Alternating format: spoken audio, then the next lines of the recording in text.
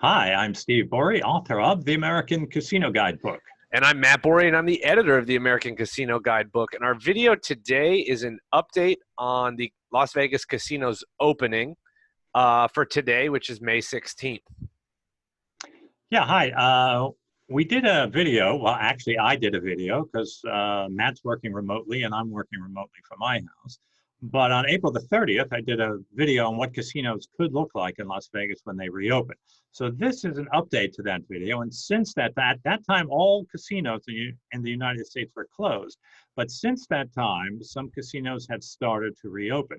The first casino that opened was in the Coeur d'Alene Casino in Idaho.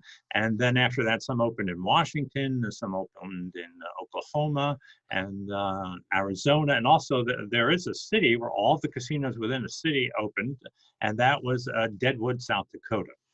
Yeah, and then this coming week, there's a few more states have issued guidelines that the casinos can open. On this coming Monday, Louisiana is allowed to open their casinos, and then Thursday, a few days later of the same week, Mississippi is allowed to open their casinos. Now, the thing with Nevada is there's no firm date to open because the governor hasn't issued anything. Some casinos have had soft dates that they had in mind as when they were going to start taking hotel reservations, and several people assumed that this was when they were going to open, but that's sort of fluid there because one of them had set their dates for, I think it was yesterday, right? And they had said they were going to start taking reservations yesterday, and of course that day came and went, and it never happened. Right, so next Friday, Memorial Day weekend, the start of Memorial Day weekend, that is a possibility for some casinos are taking hotel reservations for that date, but it's not a firm date because anything has to be approved by the governor before it happens. So it keeps looking more and more like it's going to be around the first week in June before the casinos are actually allowed to open in Las Vegas. Yeah, and as Steve had pointed out in his video last week, there were two companies in Las Vegas that already had some plans and had said that they were going to open sooner than later. One was the Wynn, and the other was the Las Vegas Sands, which owns Venetian and Palazzo. And Wynn had sent out a memo to its employees naming May 26th as the back to work date. So I guess that's the date they're shooting for. That's when they told their employees to come back to work. TI, on the other hand, has said it was going to open on May 22nd. And then the Sands company that owns Venetian and Palazzo has moved it from, I think June 1st was what they were shooting for originally. They've now said sometime in June. So that's where we're at now with Las Vegas with those companies. There are some other companies that have mentioned some things, or there's some rumors going on about them that Steve can cover here. Well, first of all, before any casino can open, there are guidelines that the Nevada Gaming Control Board has issued that the casinos have to address these issues, and they have to put together a plan to submit to the Gaming Control Board in order to be approved for an opening. So these casinos have been working on these plans. So I'm going to go over the MGM one in a second here. But here are some of the guidelines that the Nevada Gaming Control Board is requiring for the casinos to do. Matt, you want to start on the first one about the occupancy limit? Yeah, so the casino operators have to have a way to enforce this, that they can only have a 50% occupancy limit. The state has suggested either head counts by security personnel, using their existing surveillance systems, or using any of the slot machine accounting systems they have to ensure that there's no more than 50% occupancy in the buildings.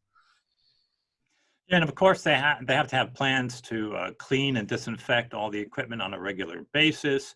And here's an important thing. They're limiting the number of players at the tables. 3 players per blackjack table, 6 players per craps table, 4 players per roulette table, and 4 players per poker table. Yeah, and then the other thing is that they have to have plans to allow the 6-foot distancing or social distancing, whatever it is by each state. I think Nevada also requires 6 feet, that they have to have ways, like if you're waiting in line, if you've been to the gas station recently, they have all the lines on the floor that are 6 feet apart that you're supposed to stand behind. They're going to be required to do that as well. The other thing is the pool areas will be opened, but their seating must be configured to be consistent with the social distancing requirements as well. Now, the nightclubs and day clubs will be closed until further notice. And also, to get back to the casino, they require regular cleaning. I'm reading this off their checklist here. Regular cleaning and disinfection of table games, rails, chairs, dice, card shoes, shufflers, roulette wheels, pie-gough tiles. Yeah, and so they keep going on. All this equipment that must be touched whenever a new player comes into the game. So it must be disinfected. So whenever a new player enters the game, they have to disinfect it. I'm not exactly sure what they're going to do about the cards, or so a new player comes into the game. What are they going to do? Take out all the cards, put in new cards? So it'll be interesting to see how the casinos adapt to these changes. Yeah, and the last one really that would affect people is they said that customers cannot congregate in groups inside race and sports books, Keno lounges, and bingo halls. I don't really see the bingo halls and the Keno lounges being a big deal, but if you've ever been in Las Vegas during football season, if you go into the sports book on Sunday, they tend to be rather crowded because even people, on top of the people making bets, there's people just hanging out in there watching football because it's a fun place to be. And as Steve said, these are guidelines that the state wants all of the properties to be able to enforce. So that each casino or company has to come up with their own plan of how to enforce all of these things. They've just put out these guidelines for what they need to do in order to be able to open. Right, and now MGM has a 7-point safety plan that they've put out, and you can Google it and find it. But first of all, now MGM has not announced an opening date for their casinos, but they did announce that only 2 will be opening. The first one is Bellagio, and the second one is New York, New York. And the reason, if you're curious as to why they chose those 2 properties, they chose the Bellagio because that's like their flagship property. It is the fancy hotel, the fanciest hotel they have. And then New York, New York is more on the lower end. I believe the reason they chose is because it was their most efficient low end property. And the other ones don't have set dates yet, but we've heard rumors that some of them won't be opening until as early as October of this year, or even one they've said might even not open until October or November of 2021. So if that is true, which has not been confirmed yet, that would be a very interesting change to the Las Vegas landscape. All right, so MGM has their 7-point safety plan. I wanted to go over some of these so people can get an understanding. And this is, a lot of casinos have similar plans, but this is how MGM is specifically addressing it. Okay, so and Matt's going to put it up on the screen so you can take a look at it. Number 1 is temperature checks. Both the employees and the guests are going to have temperature checks.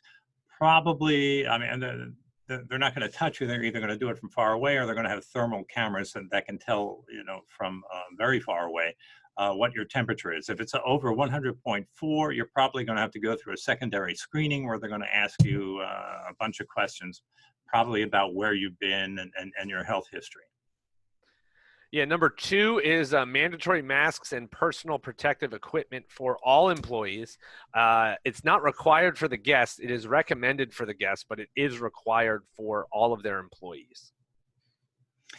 Yeah, number 3, of course, is social distancing. We're back to, they want to have a 6-foot distance, between any people in the casino. A lot of times now, all these retail properties or wherever, if you happen to go out, you'll see the markings on the floor where they're spaced 6 feet apart to guide people in keeping them apart. And they even address in that number 3 that they say some places 6-foot distancing won't be possible. So they say they're implementing things such as plexiglass barriers or face shields for their employees in those cases. And they also say if you can't do social distancing, they will require you to have a mask. Number 4 is hand washing. Very important. They're putting all these hand washing stations, adding stations for people to clean their hands all the time, hand sanitizers. So they're putting additional stations around the property, within the casino, within the retail environment, or even the restaurants. What I found interesting there is I know now when you walk through a casino, you'll see the little hand sanitizer things that you put your hand in front of, and it puts hand sanitizer in your hands. But it specifically says in here that with hand washing stations with soap and water will be readily available. So I'd be interested to see how that's going to work. I don't know if they're going to have places to actually wash your hands or just more hand sanitizer stations, because it has both mentioned. So I'd be interested for that. All right, number 5, HVAC controls, heating, ventilation, air conditioning controls. This is to control the air quality. They put additional steps in there to make sure that they could kill any viruses that might be circulating in the air. Number 6, incident response protocols. Now, what they have to do is they have to lay out guidelines to say something. They find out that someone in a hotel room now has the COVID virus. So what they would have to do is they have to have protocols, how they're going to respond to it, how they're going to isolate that person, how they're going to treat that person, probably send them off to a hospital, I guess, and finally how they're going to sanitize. Because if someone was in a room and they got sick and they left that room, they're going to have to come up with procedures to sanitize those areas that this person touched. Yeah, number 7, which is what I think the coolest, is what they're calling their digital innovations. And they're going to do some sort of mobile check-in where you can use your phone to check in, and then you can use your phone to then unlock your door to get into your hotel room. So it sounds like you're not even going to have to go to the front desk for anything, which could be very interesting. I think, Steve, you said you've one of the hotels you stay at does that, right? Well, I'm a member of the Gold program in Marriott, and they do offer keyless check-in, where you can check in on your phone and go directly to the room. So they've had that for a while, but they don't offer it in every hotel, just in certain. And I've used it a couple of times, and it was good. It worked great.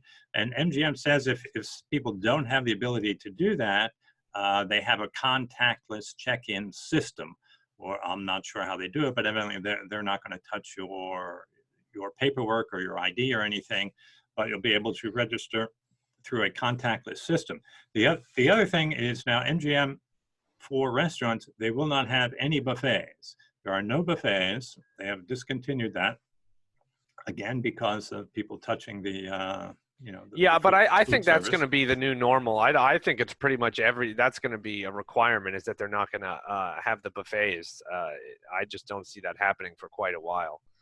Well, I did point out before that when I was on the cruise ship, there was a norovirus rather than a coronavirus, and they did keep the buffet open, but they wouldn't let anyone touch anything.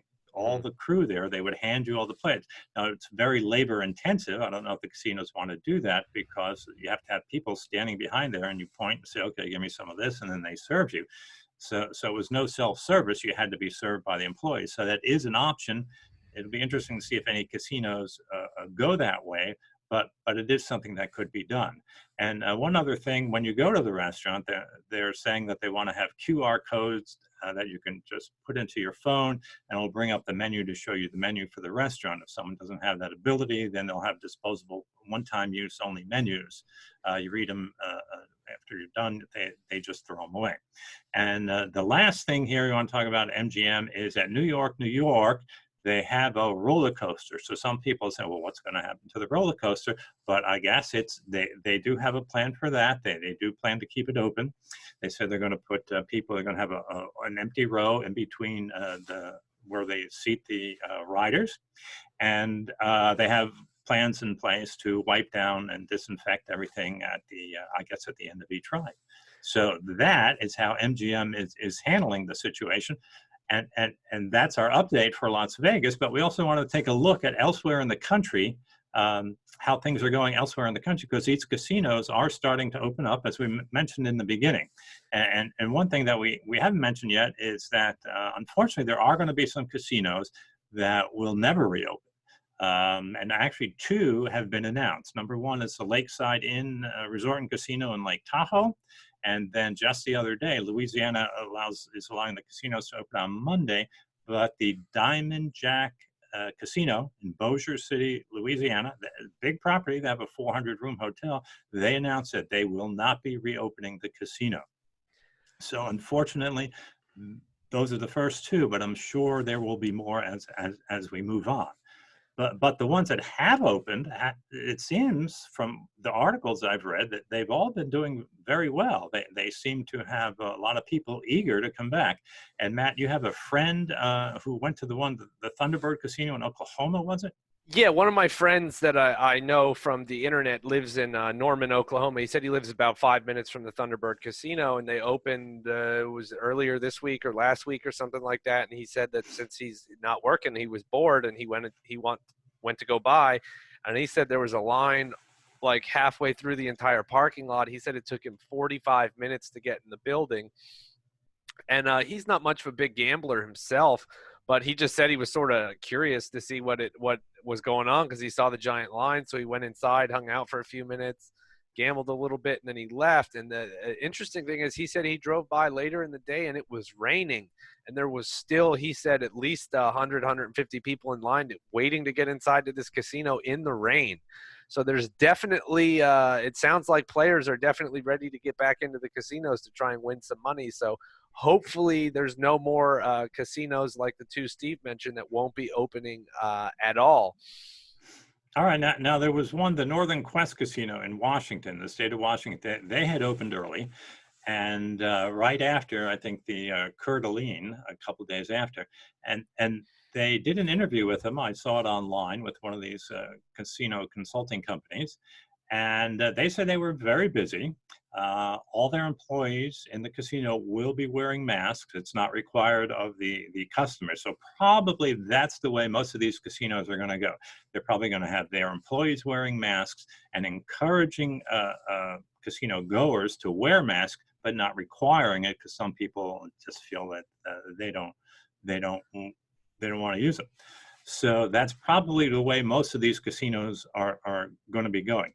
Now there is a cool website we found if you want to get more information on which casinos are open and which casinos are closed. Matt's going to tell you about that one. Yeah, hang on. Let me pull it up here on the screen share. It is from a website. It's the American Gaming Association. Their website is americangaming.org. Here, I have it pulled up here now. They have this cool thing. It's called the AGA, American Gaming Association COVID-19 Casino Tracker. And it's live updates. You can see here current status. It has every single casino in the country listed. They say currently 934 are closed. 55 are open. It has this map here, and then it took a while to load, so it does take a minute. But if you click this here where it says view larger map, and then you come over to this tab, fully interactive, you can move it around, you can zoom in, you can zoom out, and as you can see, the red are all the closed ones, the blue are the opened ones, and if you look, this symbol right here, like all of these ones that are the chip, those are tribal casinos on Indian reservations. Or if you look at this one that is the die, those are normal commercial-based casinos. And you can see there are some starting to open. This giant grouping here is Oklahoma. Some in Arizona have started to open, Washington, and then this one right here is Deadwood, South Dakota we were talking about. And it looks like there's now one in Wisconsin also, or Michigan. The only bad thing about this map is it's a little hard to see the borders of the state. So it's a little hard to see what state it's in, but if you know the geography of your area, you can look here to see if your favorite casino is opened before you plan a trip. And now one other thing I wanted to mention is that these casinos that we've talked about that have been opening slowly are mostly, these are not really destination casinos. They're not like Las Vegas. So they're people don't really travel to go there. They have their customer base of locals. So that is, I would be interested to see once the casinos in Las Vegas open, which are sort of destinations that people fly to from around the country. I'm very interested to see if those are going to get the same kind of popularity and big business that these smaller casinos are getting from their loyal patrons. Well, you have an interesting point there, but yeah, one thing you should keep in mind is that about a third of the business for Las Vegas comes from California, and a lot of those people have the ability to drive in rather than fly. So, like you say, it'll be interesting to see what happens. But obviously, there is a pent-up demand to go to casinos. I guess people are bored of staying home, so hopefully that bodes well for the casino industry. And that concludes our update on the Las Vegas casinos reopening. We'll be back in about, I guess, 7 to 10 days when we have more information to give you. And thanks for watching. Yeah, and if you like the video, please give it a thumbs up and comment below. Let us know what you think of these restrictions and openings that are happening. If you think they're too strict, not strict enough. If you're counting down the days until your favorite casino opens, let us know, and subscribe so you don't miss any other great videos. Yeah, thanks again for watching, and best wishes for good luck in the casinos when they reopen.